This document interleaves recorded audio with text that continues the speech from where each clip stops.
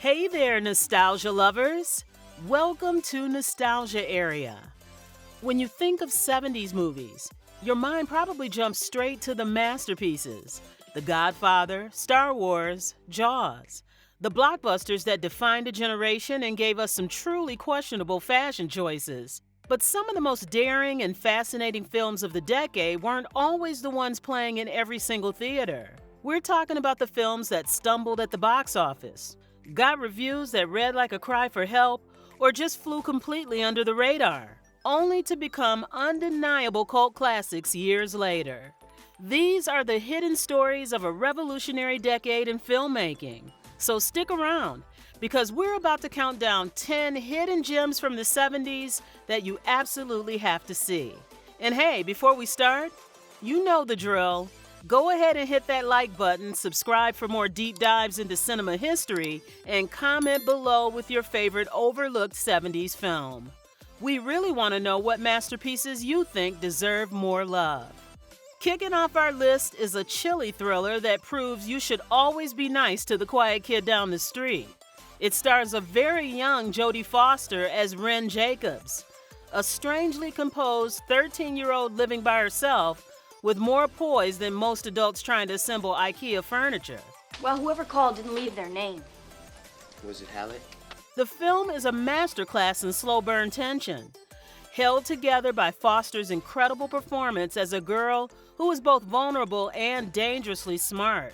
When it came out, the movie's mature themes and a controversial nude scene, which used Foster's older sister as a body double, contributed to its mixed reviews.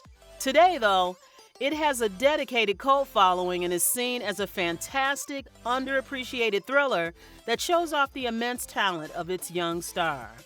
Long before Guy Ritchie or Quentin Tarantino made stylish, brutal crime films their signature, there was Get Carter.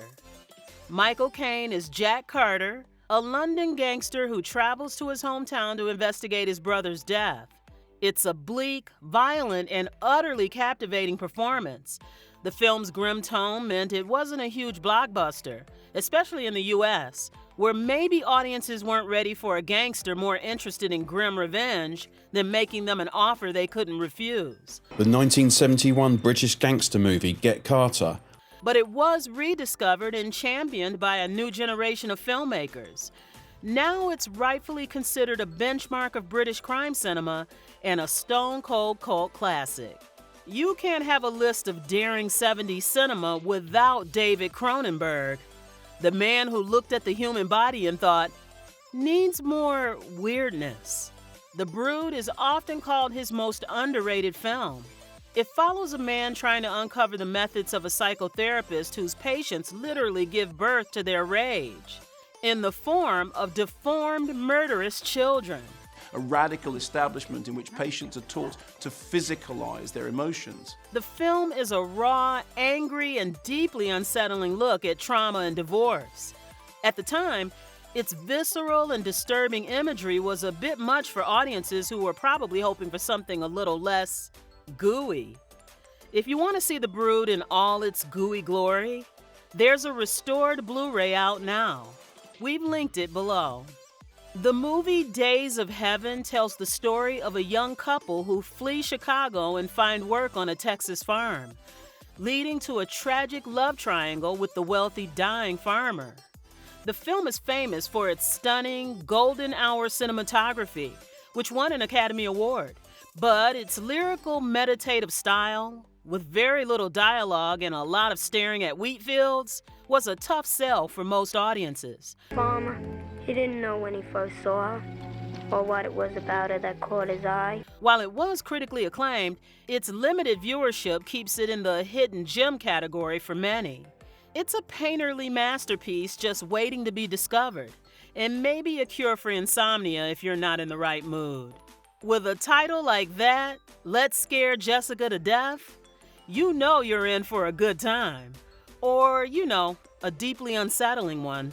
This is a masterwork of psychological folk horror about a woman named Jessica who moves to a remote farmhouse after being released from a psychiatric institution.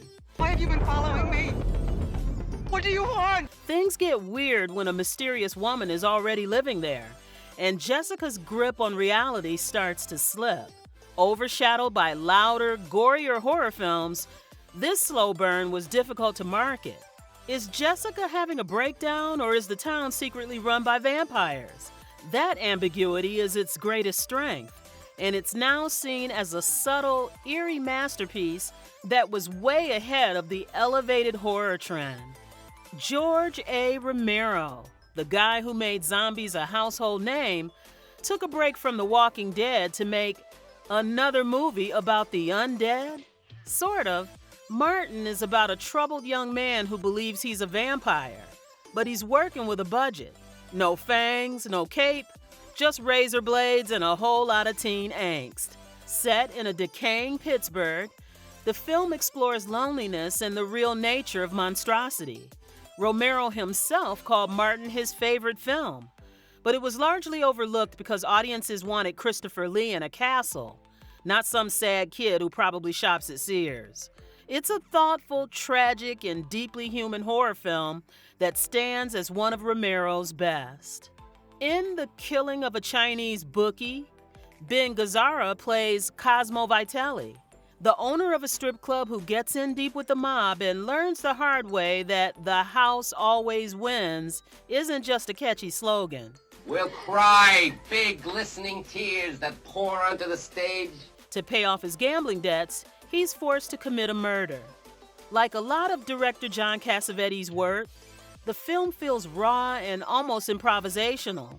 Its intense focus on character over plot and its unglamorous portrait of the criminal underworld made it a tough sell. The initial release was a commercial failure. Now it's celebrated as a masterpiece of indie filmmaking, an uncompromising look at a man trying to hold on to his dignity in a world designed to crush him. You take Al Pacino and Gene Hackman, two acting titans, and put them in a movie together. Sounds like a license to print money, right? Well, apparently the box office thought it was a license to take a nap. Scarecrow was a flop, despite starring two legends who play drifters dreaming of opening a car wash in Pittsburgh. Even though it won the top prize at the Cannes Film Festival, audiences just didn't connect. Pacino was coming off The Godfather and Hackman from The French Connection, and viewers wanted them to shoot things, not have feelings and dream about car washes. The nerve.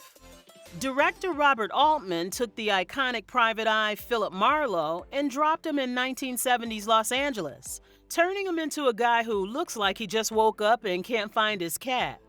Which, to be fair, is a major plot point.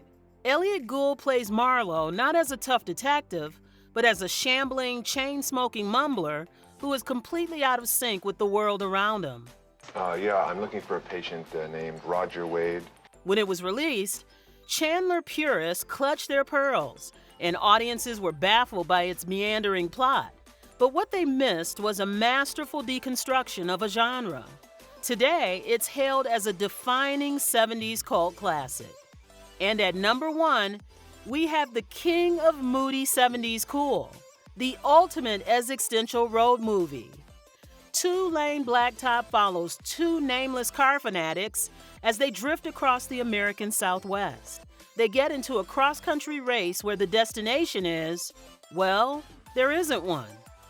And the prize for winning is, also not really a thing. It's about the journey, man, and the very, very cool cars.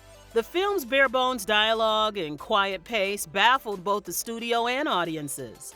The studio expected a high-octane thrill ride and got a moving portrait of existential dread.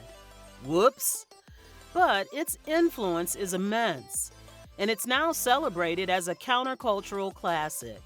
So there you have it, 10 cinematic wallflowers from the 1970s just waiting for a dance. These films took the road less traveled, and in most cases, that road led straight past the box office.